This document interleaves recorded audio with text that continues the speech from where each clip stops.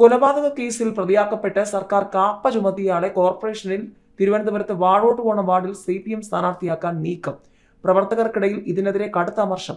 പ്രദേശത്തെ ചില ബ്രാഞ്ച് കമ്മിറ്റികളും വ്യക്തികളും CPM ജില്ലാ കമ്മിറ്റിക്കും സംസ്ഥാന സെക്രട്ടറിക്കും പരാതി നൽകി. വെള്ളിയാഴ്ച ചേർന്ന സ്ഥാനാർത്ഥി നിർണയ യോഗത്തിലും രൂക്ഷ തർക്കമുണ്ടായി. വട്ടിയൂർക്കാവ് സർവീസ് സഹകരണ ബാങ്ക് ഹാളിലാണ് യോഗം നടന്നത്. സ്ഥാനാർത്ഥി നിർണയവുമായി ബന്ധപ്പെട്ട് വാഴോട്ടുകോണം ലോക്കൽ കമ്മിറ്റിയിൽ തർക്കമുണ്ടെന്നറിഞ്ഞാണ് അടിയന്തരമായി യോഗം വിളിച്ചത്. ജില്ലാ സെക്രട്ടേറിയറ്റ് അംഗം C അജയ്കുമാറും C സത്യനും ജില്ലാ കമ്മിറ്റി അംഗം രാജലാലുമാണ് മേൽക്കമ്മിറ്റിയിൽ നിന്നും പങ്കെടുത്തത്.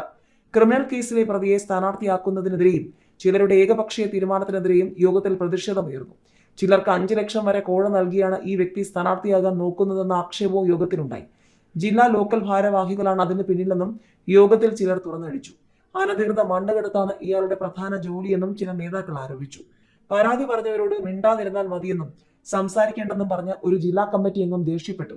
അതോടെ C അജയ്കുമാർ വിഷയത്തിൽ ഇടപെട്ടു. അഭിപ്രായങ്ങൾ പറയാൻ വേണ്ടിയാണ് യോഗം വിളിച്ചിട്ടുള്ളതെന്നും അവർ പറയട്ടെ എന്നും വ്യക്തമാക്കി. തുടർന്നായിരുന്നു ചർച്ച. മുൻ പഞ്ചായത്ത് അംഗത്തെ സ്ഥാനാർത്ഥിയാക്കണമെന്നായിരുന്നു ഭൂരിപക്ഷ അഭിപ്രായം.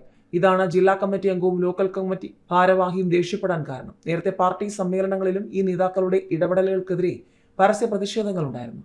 സ്ഥാനാർത്ഥിയാകാൻ നോക്കുന്നയാൾ വട്ടിയൂർക്കാവ് സർവീസ് സഹകരണ ബാങ്കിൽ നിന്നും 50 ലക്ഷം രൂപ വർഷങ്ങൾക്ക് മുൻപ് വായ്പയെടുത്ത ശേഷം തിരിച്ചടയ്ക്കാതെ ബാങ്കിനെ കബളിപ്പിച്ചു നടക്കുന്നതായും യോഗത്തിൽ ആക്ഷേപമുയർന്നു. ഇയാളെ അനുകൂലിച്ച് സംസാരിച്ച ജില്ലാ കമ്മിറ്റി അംഗത്തിനെതിരെയും യോഗത്തിൽ കടുത്ത വിമർശനമുയർന്നു. തർക്കത്തെ തുടർന്ന് സ്ഥാനാർത്ഥി നിർണയ തീരുമാനം നീട്ടിവെച്ചു.